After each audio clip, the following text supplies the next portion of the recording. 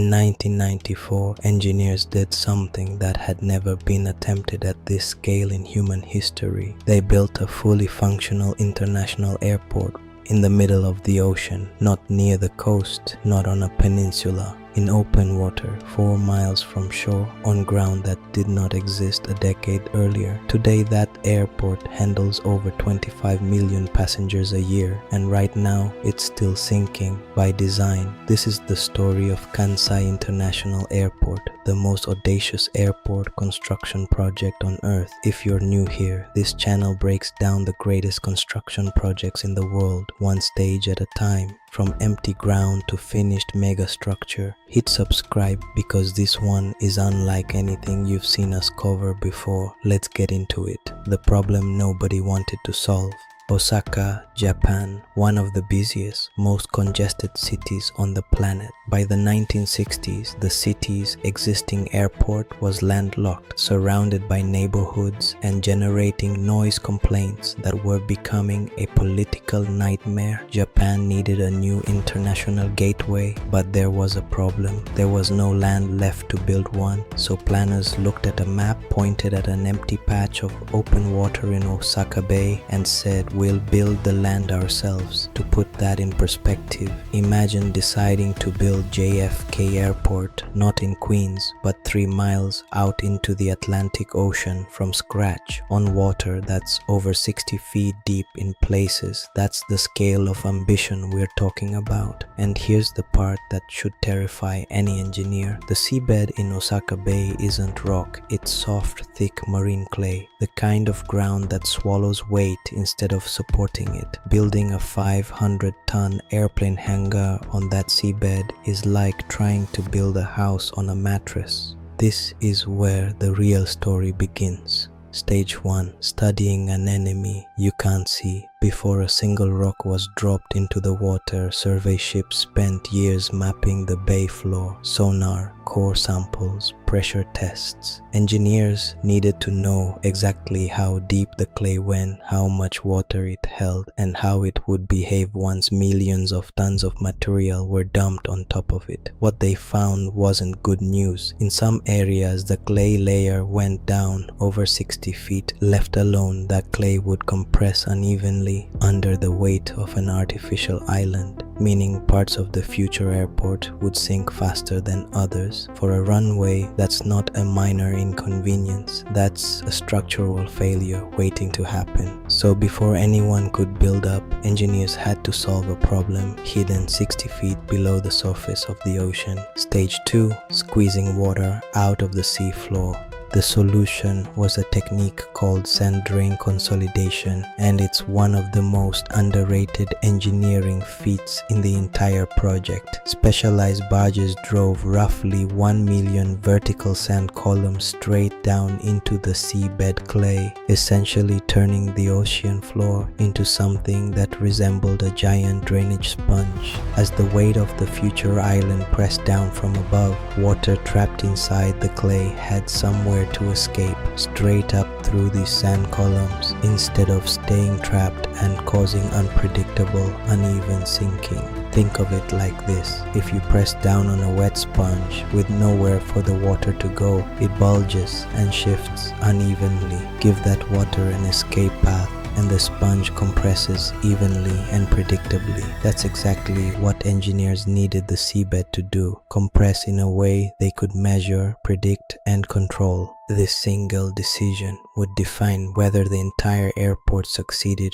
or slowly collapsed into the bay over the following decades. Stage 3. Building a wall against the ocean. With the seabed being prepared below, crews started building the island's outer defense, a massive seawall built entirely from the water up. Cranes and barges placed enormous rock and concrete armor units in a ring around the future airport footprint, essentially building a fortress wall in open ocean before there was any land to protect. This wall had one job: hold back waves, currents, and Japan's brutal typhoon season, which regularly produces some of the most powerful storms on the planet. Only after this wall was complete could the real reclamation begin. Stage 4, building land from nothing. Here's where the numbers get almost impossible to visualize. Over several years, more than 200 million cubic yards of rock, sand and earth were transported by an endless convoy of barges and dumped inside the seawall boundary. To put that volume in perspective, that's enough material to bury Central Park under more than 100 feet of earth. Barge after barge, day after day, engineers built an island roughly the size of 350 football fields, rising out of open ocean where, a few years earlier, there had been nothing but waves. But the island wasn't finished settling. It was still compressing under its own weight, sinking slowly and unevenly as predicted, and engineers had to constantly monitor it, raising sections of the platform in stages to compensate for the sinking before construction could safely begin. On top, this wasn't a one-time build, it was an island under constant negotiation with gravity. Stage 5, laying out an airfield with zero margin for error.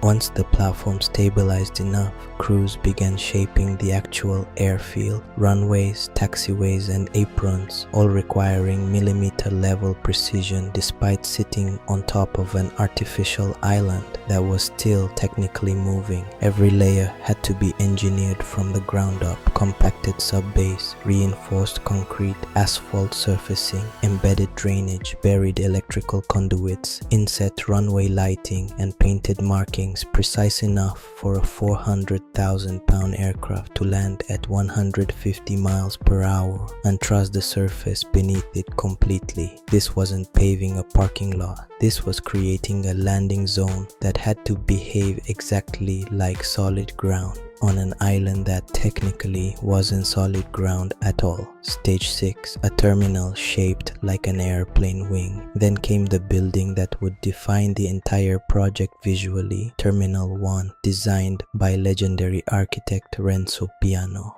Instead of a tall, boxy structure, Piano designed something radical, a long, low, aerodynamic building stretching more than a mile from end to end. Passengers and engineers alike often compare its shape to a glider with a central spine and wing-like concourses extending outward on either side. This wasn't just an aesthetic choice. On an offshore island exposed to constant wind, a lower, streamlined structure reduces wind load and improves airflow, form and function working together. The roof became the signature feature, a continuous, gently curving metal surface supported by massive steel trusses and angled columns engineered to guide airflow naturally through the building's interior without relying entirely on mechanical systems. Crews spent years erecting the steel skeleton, hoisting roof trusses into place, and installing kilometers of curved glass facade facing the runway. Inside, workers built out the passenger experience most travelers never think twice about. Check-in halls, security and custom zones, retail corridors, baggage systems, and boarding gates, all connected by sweeping open sight lines that make a mile-long building feel navigable instead of overwhelming. Stage 7, the invisible airport. Here's what most people never consider. The terminal is maybe 20% of what makes an airport actually function. Everything else is hidden. Jet bridges were installed gate by gate. Apron pavement was poured and marked for aircraft parking. Ground power systems were wired in to service planes without idling engines. Baggage handling systems, miles of conveyor belts and sorting machinery were tested and calibrated. Airfield lighting circuits were run beneath the pavement, powering the guidance lights pilots rely on in fog, rain, or total darkness. None of this gets a spotlight. All of it can shut an airport down if it fails. Stage 8, the tower with the best view in Japan. Rising above the flat, horizontal terminal is the control tower, the one clearly vertical structure on the entire island, built on a reinforced foundation anchored into the reclaimed platform. The tower was constructed floor by floor, concrete shaft, elevated glass control cab, communication systems, and technical consoles. From the top, air traffic controllers needed unobstructed sightlines across the runways, taxiways, aprons, and the ocean approaches where aircraft line up for landing. It's a small building compared to the terminal, but it's arguably the most important structure on the island, the single point coordinating every takeoff and landing. Stage 9. Planning for the worst day. An airport built on an artificial island in the middle of the ocean does not get the luxury of slow emergency response, so the fire station was positioned with direct, unobstructed access to the runways and apron, engineered for crews to reach any point on the airfield within minutes, not tens of minutes. The station included oversized vehicle bays, dedicated equipment storage, and its own direct response roads, because on an island like this, help can't come from the next town over. It has to already be there. Stage 10. The power behind the curtain. None of this operates without electricity, and none of that electricity works without a central utility plant, transformers, generators, chillers, and backup power systems capable of keeping the entire airport running even if the mainland power grid failed. This is the plant that quietly feeds the terminal, the tower, the fire station, and every runway light on the island. Lose this and you don't just lose convenience. You lose the entire airport's ability to function. Stage 11.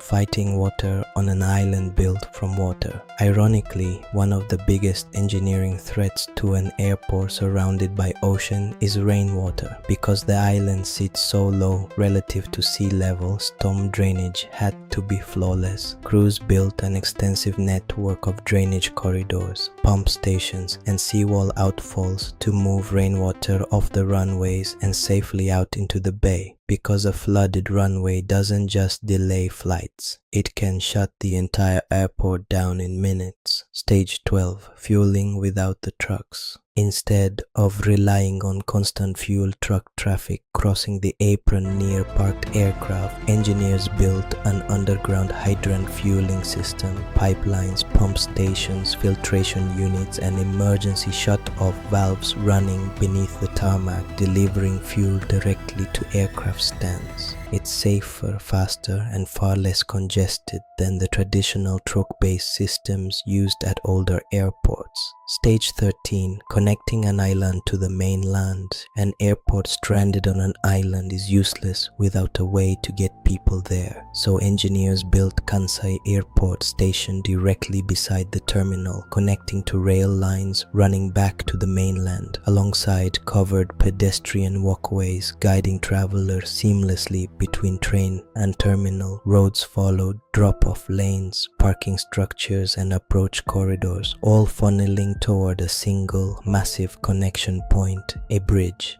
Stage 14. The lifeline. The Skygate Bridge is the only physical connection between this artificial island and the rest of Japan.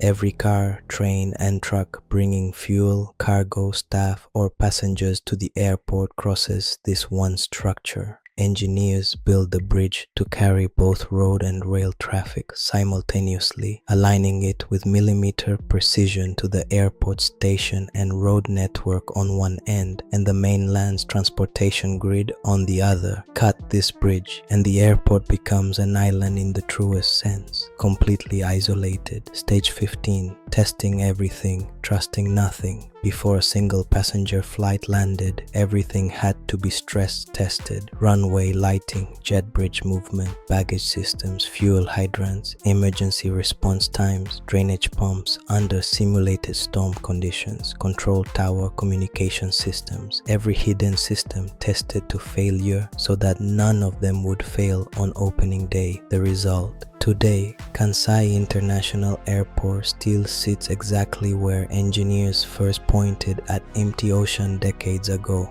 except now is a fully operational island city of steel, concrete and glass, protected by sea walls, connected by a single bridge, and still sinking slowly and predictably, exactly as engineers designed it to. It remains one of the clearest proof of concepts that human engineering can create land where there was none and build a fully functioning international airport on top of it. This isn't just an airport, it's a monument to what happens when engineers refuse to accept there's no land here as a final answer. If you want to see more projects like this, the ones other channels don't dig into, subscribe and I'll see you in the next one.